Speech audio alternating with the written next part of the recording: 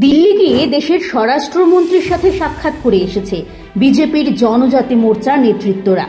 ছিলেন দুই মন্ত্রী বিকাশ দেববর্মা ও শান্তনা চাকমা।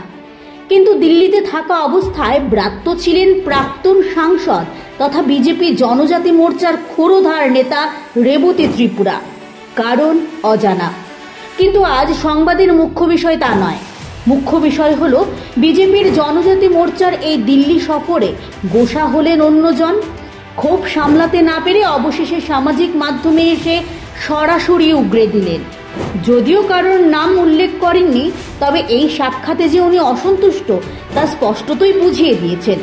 কিন্তু এতে শাসক দল বিজেপির কি বা আসে যায়? কিন্তু বিজেপির জনজাতি মন্ত্রী আবার বুবাগ্রার বিরুদ্ধে মুখ খুলতে নারাজ। বললেন, আগামী নির্বাচন একসাথে লড়ব, আমাদের এডিসি নির্বাচনের স্ট্র্যাটেজিও আছে। আমরা মহারাজার বিরুদ্ধে কিছুই বলিনি স্বরাষ্ট্রমন্ত্রীকে, আর মহারাজাও আমার নাম নেয়নি। শুধু তাই নয়, তিনি আরো বলেন, পাহাড়ে আমাদের বিজেপির বুথ স্তর পর্যন্ত যথেষ্ট শক্তি রয়েছে। কিছু বলে নাই, আমরাও মহারাজের বিরুদ্ধে না। আমরা আগামী ইলেকশন আমরা লড়ব।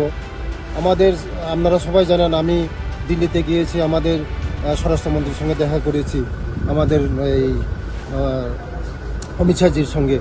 আগামী ইলেকশনে আমাদের স্ট্র্যাটেজি আছে, আমরা এডিসি ইলেকশনে লড়ব এবং মহারাজের বিরুদ্ধে আমরা কোনো কথা বলিনি। না, আমার নাম তো বলে নেই, তোর আমার নাম তো উদ্দেশ্য করেছে আপনাকে।